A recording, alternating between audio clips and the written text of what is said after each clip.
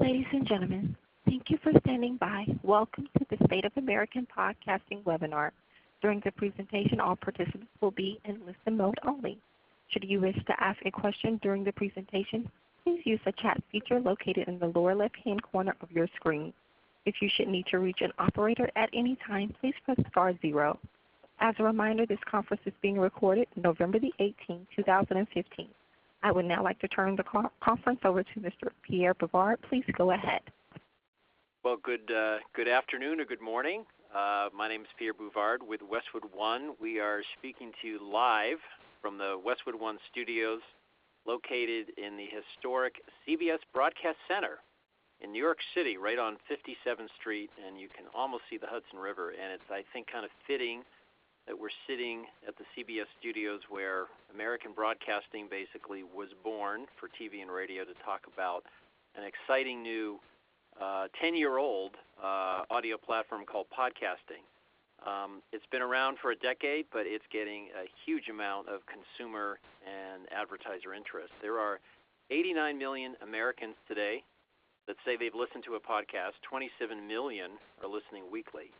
Our goal today is to discuss podcasting in an open forum with some interesting, powerful information from a number of different studies, focusing on the consumer experience as well as advertiser perceptions. You can follow the conversation online by using hashtag #StateOfPodcasting on social media. We have an awesome panel today that are going to be weighing in on all matters podcasting.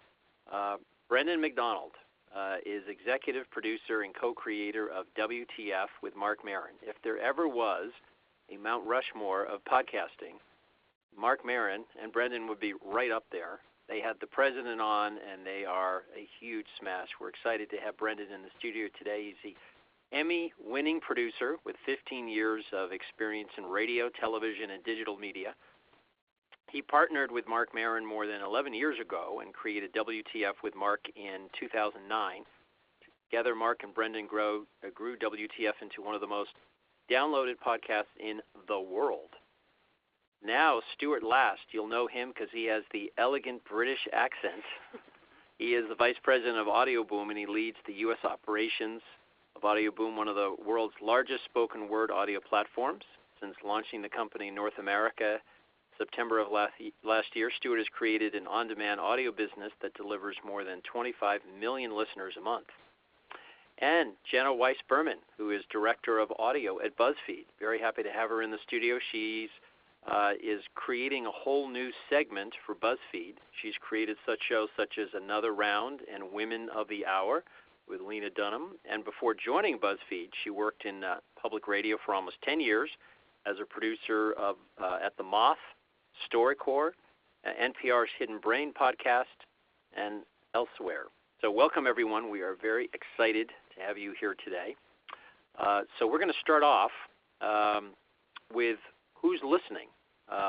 Let's focus on the consumer and learning a little bit more about them. Well, Edison Research, thank goodness for them, they had the foresight over a decade ago to begin quantifying American use of podcasting. They've been tracking it for almost a decade. Weekly and monthly listenership has been on the rise. It's grown 88%. The chart you're looking at here is showing monthly listenership, 17% of Americans listening in a typical month. So who is the podcast listener, and how is advertising capitalizing on the trend? So let's take a look now at, this is an amazing slide. This shows you total time spent among Americans overall with audio. In blue, it's about 4 hours, and total time spent with audio among people that listen to podcasting. It's 45% higher. So podcasters love audio, and they want more of it. And this shows you that this is a group of people that just love audio dramatically. And to show you how much they love it, this is another study from Edison that shows you share of time spent among those that podcast. And this is based on an Edison research study where they gathered together, they do a quarterly study, and they gathered 3/4 worth of podcast listeners. So what do podcast listeners listen to the most? Podcasting. 27% of time spent goes to podcasting. Next is AM/FM at 20%. So they are voracious consumers of audio, and they love the category and the concept of podcasting. All right, let's take a look at who these people are. The median age is 30, younger than the national median age, which is somewhere around 40, 41. Much younger than network television, the big three broadcast networks, with a median age of 57 in prime time. So this is an audience that is decidedly in the millennial demographic. Let's take a look at some of the socioeconomic profiles. We're comparing in blue the national average for all audio, and in red is the podcast profile. So they are more likely to be working, more likely to be a student, above average on 50,000 K plus income, a little bit more educated, and definitely a lot more kids running around the household. So a pretty kind of attractive advertiser profile. And we're going to kind of go around the table here and start off with Jenna. How does this match what you're seeing in terms of podcast audience profile?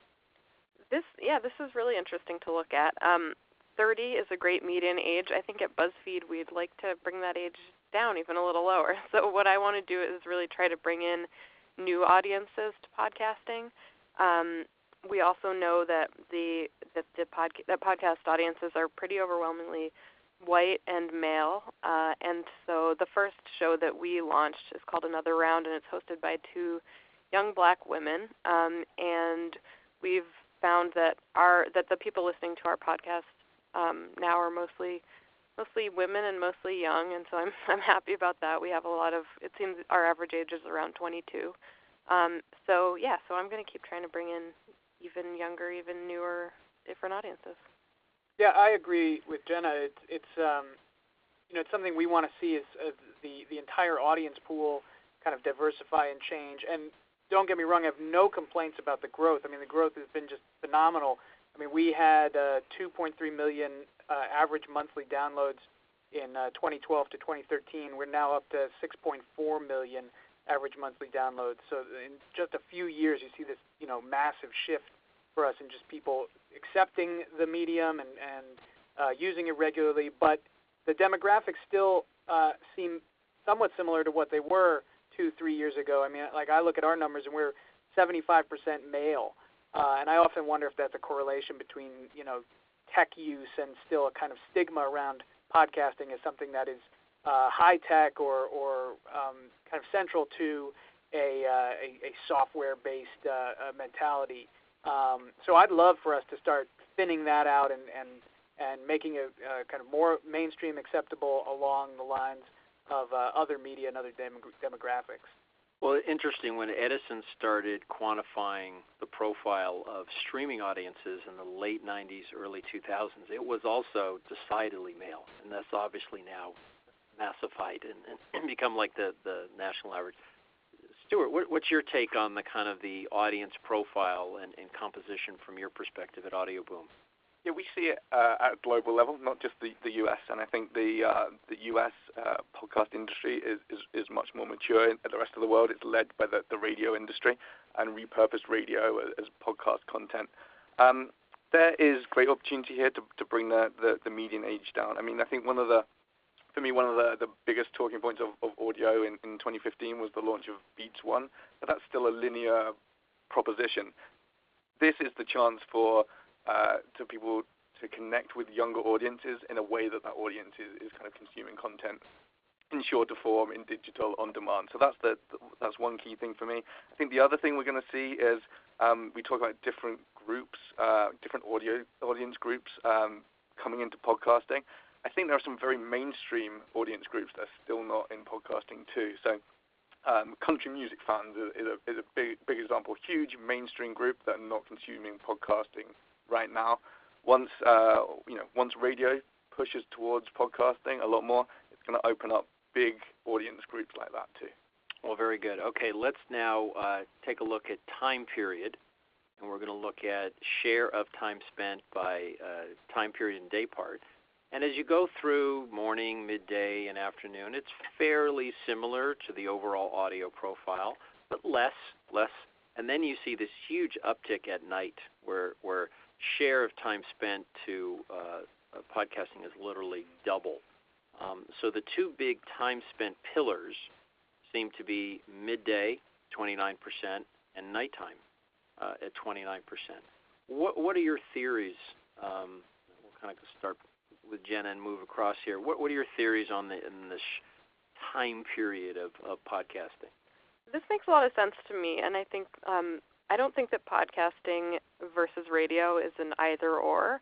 I do think a lot of people sort of think of podcasting as a threat to radio, but I really see it as just kind of an expansion of radio. So I'm listening in the morning and in the evenings I listen to Morning Edition in the morning on an actual radio, and then in the afternoons I listen to All Things Considered, and then usually in the evenings I listen to my podcast. So this pretty properly reflects my listening habits.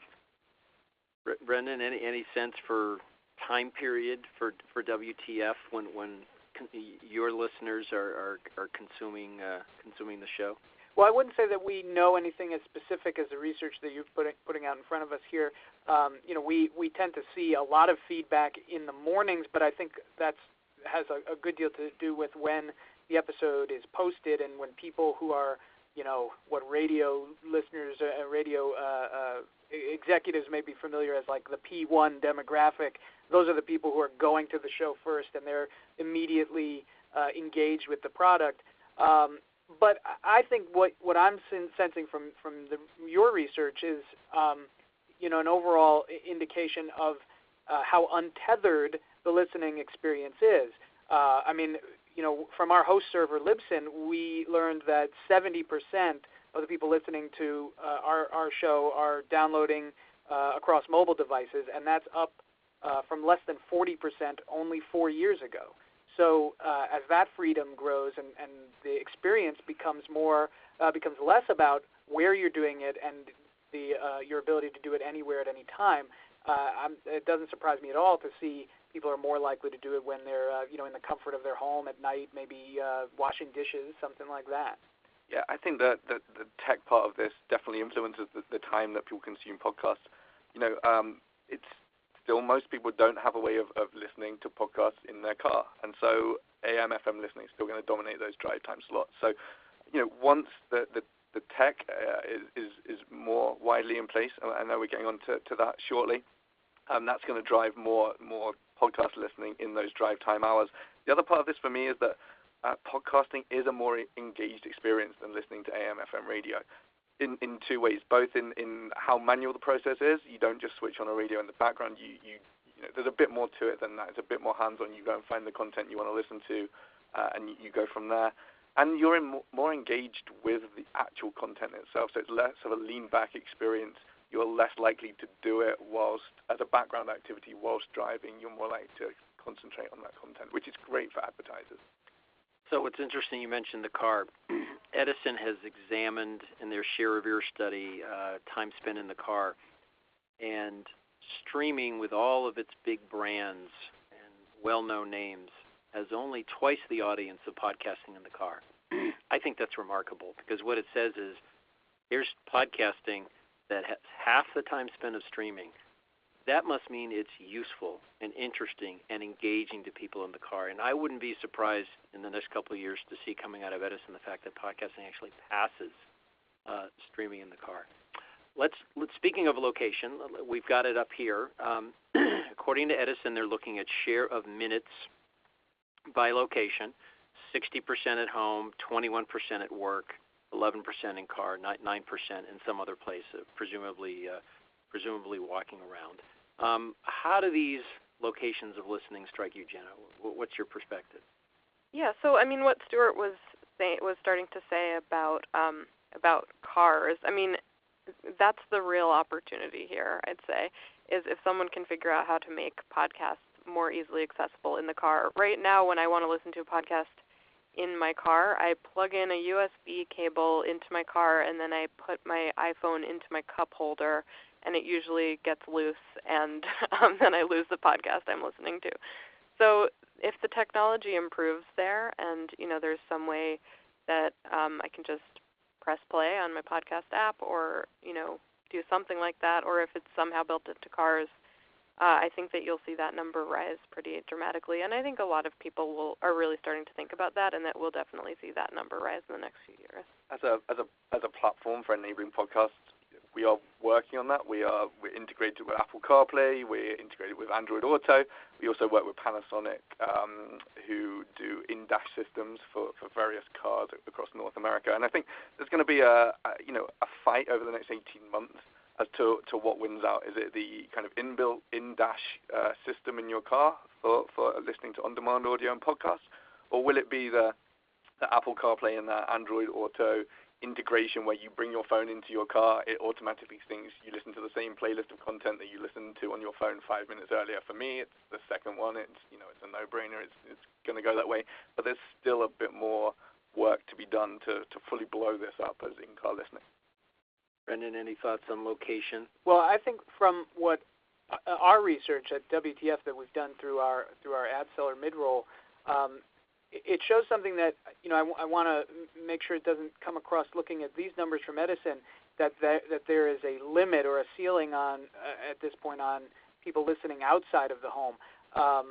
We've done a survey asking people to name all the places that they listen, not just time spent listening there, and 65% of the audience say that they listen in the car, and that's comparable to 60% saying they listen at work, and 51% say they listen while they're doing active transportation, which would be walking or cycling.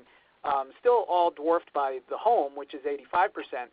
But I think what that tells me is that, not unlike what both Jenna and Stuart were saying, the technology will kind of drive people's, main usage, but I don't see people, avoiding podcasts or not engaging with them just because the hurdles might be a little different than, say, flipping on your car radio on your dashboard. So let's look at some ad recall data, this time courtesy of Ipsos, who asked podcast listeners if they could recall any podcast advertising. And there's no question a relationship between proximity and time of hearing a podcast and recall. So you've got almost two-thirds can recall a specific advertiser if they had heard a podcast within the past day. That drops to only 21% of people who heard a podcast in the last month. And when Ipsos asked consumers which ads they remembered, Dollar Shave Club, Amazon, Squarespace, NatureBox, AT&T pop up to the list as some of the most recalled ads. Brendan, what's your take on these ads? Recall, is this, you mentioned engagement, is this a magical medium that is going to end up being proved as the most engaging advertising environment? Well, I think that, we've been experimenting with ads since the day we started. We really, got started podcasting in 2009, and very shortly thereafter just, tried one ad and then tried two ads, and really poked around to see what felt right for our content as opposed to what was the, there was no blueprint at the time. It was really a kind of choose your own adventure.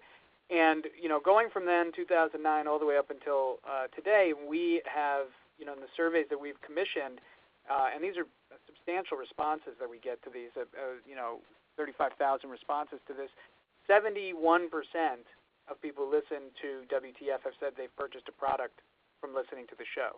So that's a fantastic number for us. And, what we kind of have to, play around with in looking at that and what's successful is, knowing what brought us to the dance with that, which is the type of content we produce, the host engagement with the product, which all of the ads we do on the show are live reads. We don't insert any pre-recorded ads. And, the engagement with the listener and the relationship that you build, it's really, from someone who has a background in radio, and Marc Maron, who I work with, has a background in radio too, we kind of knew that going in. We just had to kind of establish the same types of user relationships that we had with people on terrestrial radio. Routine is very important, and trust and relatability and kind of sense that you are listening to a friend here, someone who's part of your routine. that has all kind of circled around the reasoning for the ads having good response and having advertisers come back and say, we want to keep doing this. All right, well, speaking of the advertisers, let's transition to understanding what they think of podcasting. So at Westwood One, we wanted to get a better understanding of where advertisers' heads were at in terms of podcasting. So we turned to kind of the leader, the gold standard of advertiser sentiment, advertiser perceptions, which basically says it all. They're quantifying what marketers and their agencies are doing with their spending and what they perceive of the various media and the various sales organizations. So in September, Advertiser Perceptions surveyed about 120 marketers, 164 agencies to really understand what the awareness, usage, and consideration of podcasting is. So here's the money slide here, literally. 41% of agencies and marketers have discussed podcast advertising, which is a very impressive number for a new audio platform. 18%, 1 out of 5, say they are considering advertising in podcasts in the next 6 months. And then 1 out of 10, 10% say they would definitely advertise in the coming 6 months. So this is kind of the purchase funnel of the American advertiser. You have discussion, you have consideration, and then you have real intention. For perspective on these numbers, these are big numbers for a platform that maybe up until a year ago few had really become aware of the media. So I think this is saying 2015 to 2016, this is podcasting's time to stand into the light of the American advertiser. So Jenna, what's your perspective? You've started a whole new division there. What are you hearing from the advertisers and agencies? Yeah, so I like seeing that 10% of, would definitely advertise, and I think that will only grow. I mean, it's amazing to hear from Brendan that 71% of people who listen to Marc's ads go and then buy those products. That's crazy, and that level of engagement is, you can't really find anything else that's comparable to that. At BuzzFeed, we hadn't even planned to try to make money off of our podcast for our first year. And then after they'd been out for about a month, we started getting a bunch of advertisers who were really interested in sponsoring them. So we couldn't really turn them down. So there are really great opportunities that I think will only get better. And I think that part of that intimacy that's created is, podcast advertising and the style of podcast advertising, it's really found, it's kind of taken on a life of its own that's somewhere between a public radio style sponsorship and commercial radio ad. So it's not the dryness of the public radio sponsorship, and then it's not the kind of like in your face, loud, crazy commercial ads either. There's something that it's kind of found a sweet spot in between those two. That and having these host read ads, I think is really drives people to the product. Brendan, what's your take? You had mentioned earlier to me before we went on the air that you started kind of with a lot of direct response advertisers in WTF, and now you're starting to see brand marketer interest. Yeah, Chipotle, Netflix, Fandango, a lot of movie studios, record labels. What we found through our audience surveys is that listeners were much more receptive to entertainment-based products. In the sense of saying that would be the first thing that they were likely to patronize. And what that's allowed us is to, say with some degree of confidence and also through recall surveys that we know our listeners are engaged on that level. One of the numbers that's kind of mixed in with this is not directly about advertising, but that we know, or at least our survey respondents tell us, 49% of them listen to every episode. Now, we do 104 episodes a year, twice a week, and they're long. They're not 15-minute episodes. These are, an hour to an hour and 15 minutes.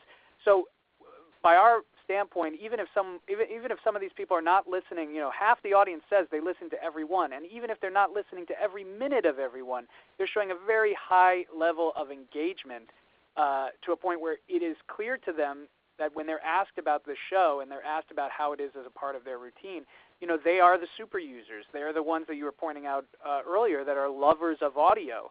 And, so for us, when I see a number like 10% say they would definitely advertise, that's encouraging to me because, as someone who started out just doing this by myself, kind of cold calling companies that I thought would be possible, based on my earlier connections with sales departments in radio, and kind of not having any experience doing it, just saying, hey, you want to, come sponsor the show, to know that there's, 1 out of every 10 advertisers now is saying like, oh, I've definitely given that some thought, is very encouraging, and it lets me know, it's gratifying to know that the type of show that we're doing and the type of show that we can do really only as a podcast is leading to that conclusion.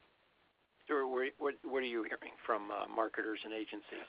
But I think it's also quite important to recognize that the live read, the host endorsement style of advertising really works well for, let's say, the top 5 to 10% of podcasts. But there's a whole base level of podcasts out there, thousands and thousands of podcasts that are not big enough, but at scale they can create huge volume. And so these guys are more reliant on ad dollars from terrestrial broadcast buyers. And this is where I think there's some disconnect, because that money is still coming from traditional broadcast buyers. Those decisions are not being made by digital teams. So that shift will really help not just the top 5% of podcasts out there, but the huge 95% of other podcasters at a lower level, but doing it at scale. So panelists, we had a question come in from our listeners about advertising opportunities. And the questioner is asking, are there opportunities beyond ads inserted in the podcast? For instance, are there kind of NPR-style sponsorships, or like GE sponsors the podcast, The Message? Is this something you see potentially emerging? That's interesting you bring up that example, because we did an ad for GE sponsoring The Message. So we're kind of like through the looking glass there on what we actually can do with these live reads. In that case, Marc was really talking heavily about The Message as a podcast that people should go listen to, but it was something that was paid for by GE. And, from our perspective, that's the strength of our show. But I want to echo something that Stuart said, in that, I have no illusions about, WTF in its kind of comparable place within an ad market here. We happen to be fortunate and in a position to sell at top rates and to have a very tight control over the type of ads we do. So we have said to ourselves, the profile of the show and the way the show sounds and what listeners have come to expect from the show requires that there is a very finely tuned sense of what will be advertised and how we will advertise it. And that really is important for it to come from Marc as an endorsement, and not come from something that's, GE dropping a spot into the middle of the show. It's much more beneficial for GE to come to our show and pay for Marc to say, go listen to The Message, it's a really great show. So Advertising Perceptions asked advertisers and agencies, what recommendations and advice would you have for the podcast industry to grow as an advertising medium? There are a number of quotes here, but I'll zero in on the agency president, who said, better audience measurement, data statistics on actual listening times of listening rather than just downloads or subscribers. He seems to feel our pain. Jenna, what's your perspective on that? Have you ever heard that, or is this something new? I hear that all the time, and I echo that sentiment. I myself would love to have better audience measurement statistics. Unfortunately, there just aren't great ways of measuring podcasts at the moment. We have, we can tell how many people have listened, but iTunes is the main place where people get their podcasts, and they're very secretive about statistics. So there's a lot that we don't know. iTunes also has a model where most people will download a podcast rather than stream it, and once a file is downloaded, it's very hard to see what actually happens to that file. So we don't always know if it was actually listened to, how far people got through it. I really think that this will change in the next few years. I think it's a great, there's a real opportunity for iTunes to kind of step up its game with statistics, and if they don't, I think someone else will kind of swing in and do that. Brendan, what's your thoughts on the data and metrics? Oh yeah, I echo it completely because it largely falls onto us and to our ad seller to directly solicit the audience for the most specific metrics and audience demographics that we can get, and it's in some ways it allows us to take advantage of, as you mentioned earlier, the direct response advertising and why that's palatable for advertisers to use on podcasts. But on the other level, we want to make sure that the brand identity advertisers of the world know that they're getting their bang for their buck. And I agree wholeheartedly with what Jenna said. It's just an aspirational goal for the medium and for the technology to advance to a point where we can have better numbers to deal with. Yeah, I think any industry that struggles to define its one biggest thing, its listen number, is going to it's going to be difficult to optimize that from an ad point of view. And with iTunes, you have no idea how many people have listened to your ad because you see a download number, but you don't know whether anyone has ever opened that file and listened to it. You also don't know how far along in that piece of content somebody has listened. So there's a huge issue there. And audioBoom, we see around any particular podcast, we see probably 65% of the consumption happening through iTunes. The other 35% we can measure, and that listening happens in our mobile app integrations, in our web players. And in that 35%, we can see how many. We can actually see how many ad impressions are served. We can see how many listens happen. We can see how long people are listening for. We can see who is listening, where they're listening from. We have a whole bunch of other data available, but still 65% of that consumption is coming through iTunes that we can't measure. So although we can extrapolate out from that 35%, it's still a tough sell. Now, over in Europe, Stuart, isn't it flipped that most of the time spent is occurring via streaming on demand versus download? Yeah, the download model is not as strong as it is here. It's less reliant on the download model. So more data is available, and particularly around the dynamically inserted ads, you see higher CPM revenue levels in Europe. Here it's a bit of a race to the bottom, and some of that is because the measurement is in place. So let's talk about some best practices now. We had a listener text in a question about effectiveness of advertising depending upon where the ad is. Is it middle? Is it pre-roll? Any sense, panel, on where the ad is in terms of effectiveness? I know, Brendan, you've done a lot of studies for various advertisers. Any sense on placement? I would say that it's less about placement and more about length. And it's obviously reflected in our pricing. A 30-second ad being cheaper than a 60-second ad.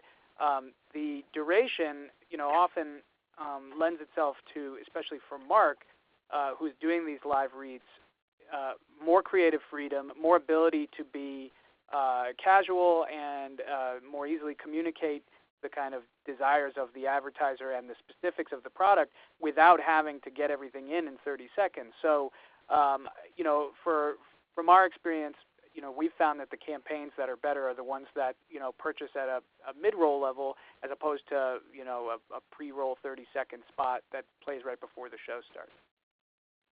There was another question that came in about product placement, content shaping, or different alternatives to traditional ad reads. Any thoughts on something like that? Going to come in 2016, but I'm not seeing loads of it right now. Yeah, we see some experimentation, but it's usually driven by the content creators at this point. Yeah, we're in a unique position where we have BuzzFeed.com, the website, which is a pretty viewed site. So we are working with, video and the written side of things to kind of try to integrate ads into podcast video and our written pieces. If you have an advertiser that's listening right now and they've never tried podcast advertising, what ideas, recommendations, best practices, Jenna, would you have for that marketer?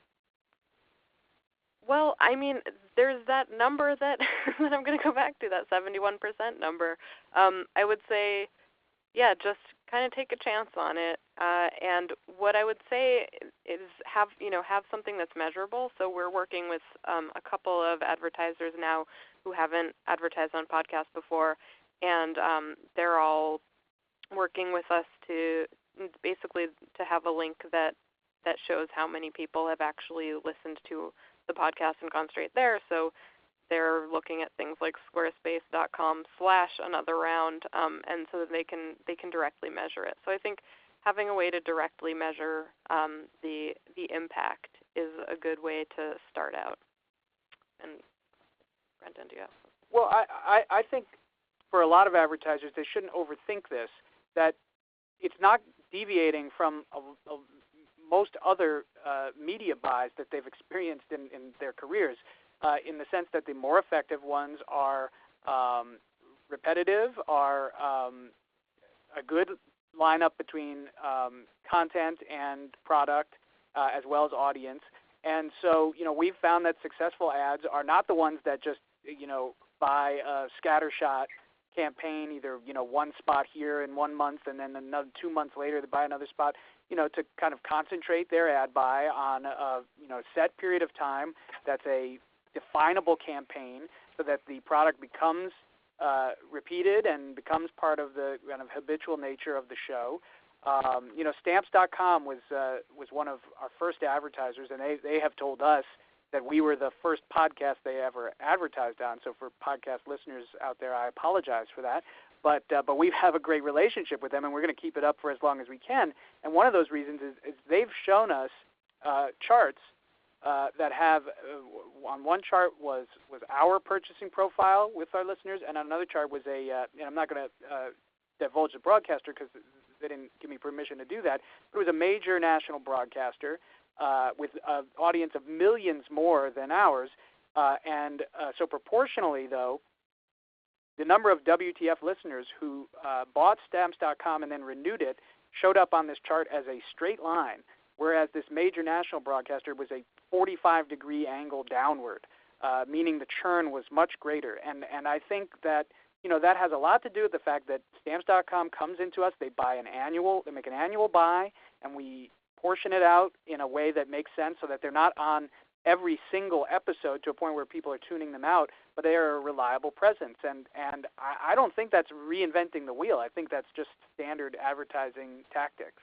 The best thing about podcasts for me is that there is a podcast and then therefore an audience for every single content vertical, every category, every niche. So if you want to get your brand out to guys that believe in Bigfoot or the paranormal or whatever it is, there is a podcast or a group of podcasts that you can get your brand to. And so I don't think it's a huge leap of faith. There's very direct, targeted ways to do this.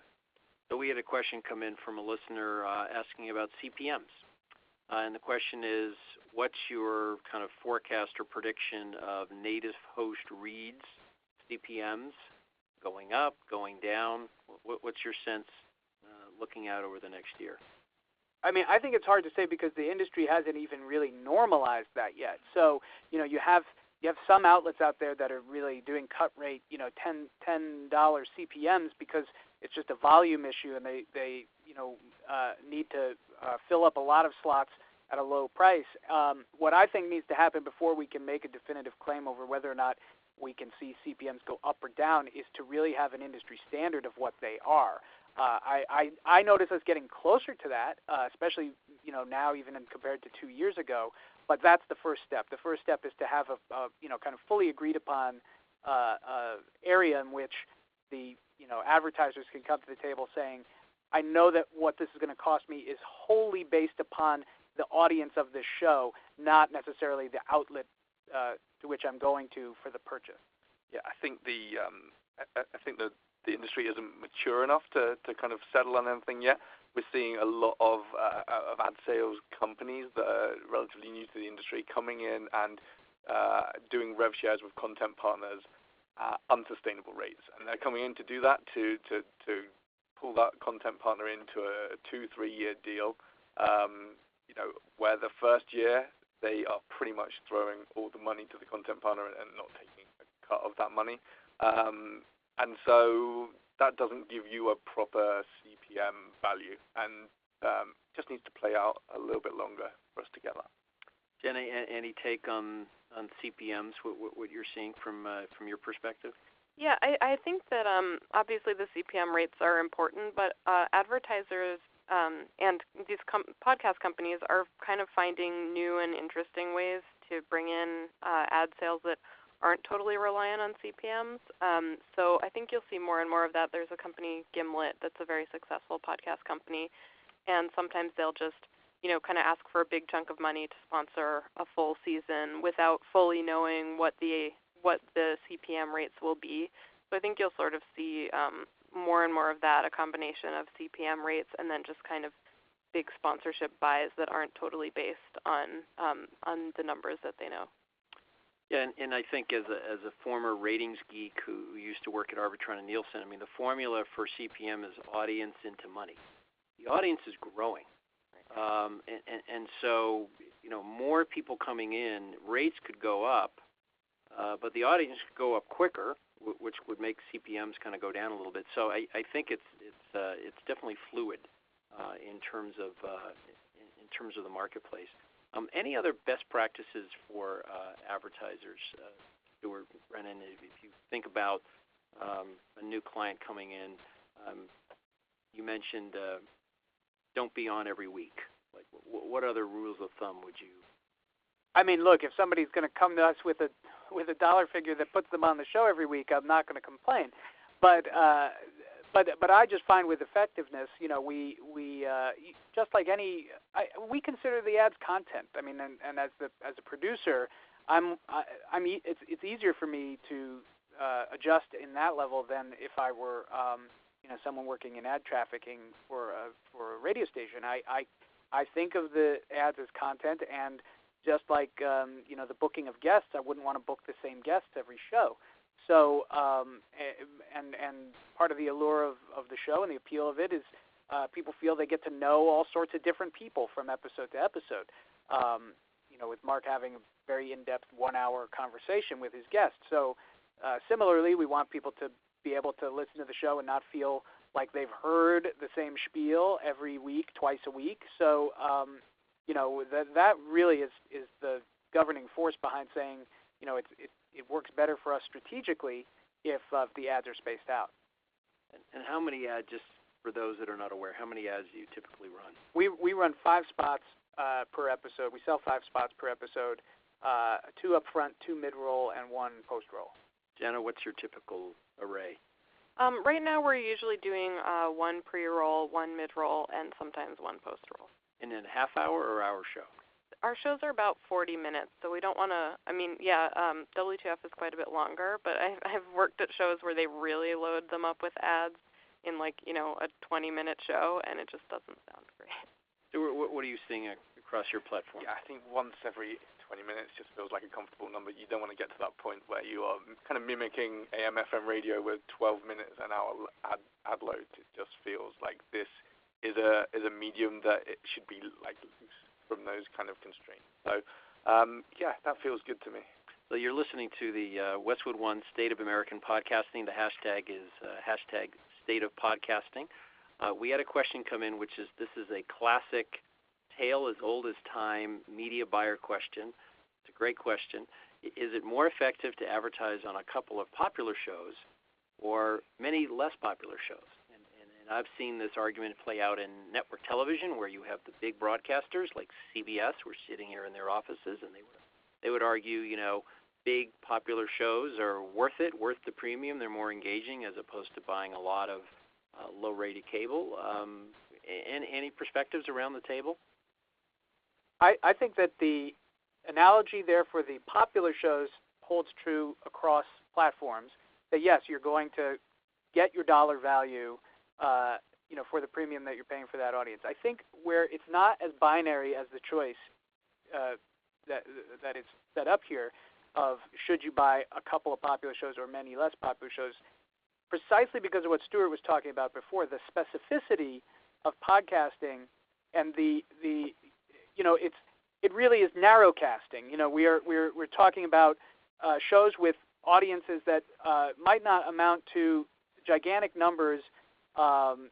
Even in looking at the kind of standard of what is considered a quote successful podcast, smaller numbers might still be a very high concentration of enthusiasts. I think I heard Stuart refer to them before as enthusiast-level podcasts. You could do a very successful ad buy for that if you have a very specific product for those listeners. And so I think what is actually, if I were an advertiser, which I'm not, but if I were, what I'd be interested about podcasting is the ability to kind of mix and match and play favorites by my own knowledge of the content. And I think we're finding that in dealing with ad sellers, the ones who are more successful are the ones who know podcasting. Stuart, any thoughts? Yeah, that goes back to what I was saying earlier about the ad dollars still coming from traditional radio buyers, and as they come more and more from digital, you will have those podcast experts, those guys that love consuming podcasts and listening to podcasts, who are in charge of where the money goes. So that's really going to help. And just, to echo what I said earlier, what Brendan said earlier, there are podcasts out there for everything, so you can target your brand to whatever it is that you want it to be heard on. So there is not a marketing or media panel that is held anywhere in the world today where the P word doesn't come up, programmatic. So we had a question come in.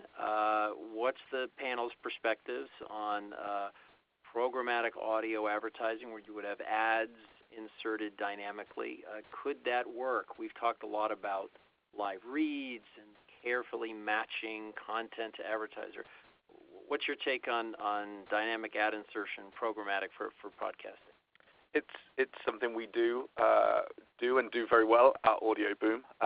And again, this is generally going to be great for those podcasts that have less than 50,000 listens per episode. Those it's very hard to sell live reads against small episodic listen numbers because of the heavy lift involved in doing that selling and then doing the seeing that come to fruition, doing the billing on that. So anything below 50,000, there's an opportunity there for programmatic, and I think that the ability to do that pre-roll, mid-roll, which is a tool we're opening up on audioBoom in the next kind of month that you can insert dynamically into podcasts as well, is going to kind of help a whole load of podcasters who were unable to monetize their podcast before.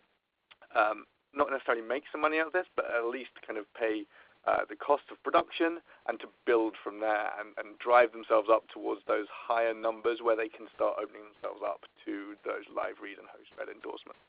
Any thoughts, programmatic? Well, I fall into the category that Stuart's talking about a show that, we rely entirely on live reads, and it's because we can. It's really our selling point. What we have talked about experimenting with, and there is no reason to do it right now because the technology has not risen to the occasion of giving us the information we need, is that if we had an ability to geo-target more successfully, meaning, have ads that could go specifically to certain regions when you're downloading in, California versus when you're downloading in New York, having Marc do kind of programmatic insertion ads as live reads that could be swapped in and out. So it's sort of a hybrid of what we're talking about, which we are absolutely open to do, and that should be the direction that we're heading. There's just absolutely no reason for us to do that now. The infrastructure is absolutely not there yet. We can help you with that. Definitely, no problem at all. But yeah, that geo-targeting is a huge thing. We run dynamically inserted campaigns for down to zip code level, so you can target closely, drives the CPMs higher on those dynamically inserted campaigns. Jenna, any thoughts on the P word? They covered it pretty well, I think. So let's talk about 2016. It was a huge year for podcasting. The President of the United States, Brendan, was on your show. What was the email subject line when the email came in from the White House? Yeah, I think if I remember it correctly, it was potential big guest. So that proved to be true and quite possibly an understatement. Just the leader of the free world. Yeah, exactly. Coming on your show. So, Jenna, let's start with you. 2016 predictions podcasting. You'll definitely see more politicians, I think. We had Hillary Clinton recently come on to one of my shows, Another Round, and that was also, they had approached us. So I think more and more people are looking at podcasting as a place where they can convey, kind of a more intimate and closer message to listeners, and that'll continue to happen. I think that you'll see a lot of tech changes. There are a lot more people getting into the game right now. There are all sorts of podcast hosts and apps coming out, and I think you'll see that more and more, and people are really trying to compete with iTunes and especially compete with the podcast app. I think there are a lot of opportunities there.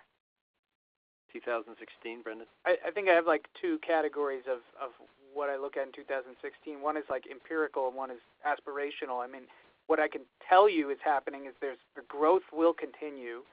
We already have, just fantastic projections for 2016 based on what we've already sold in the year ahead.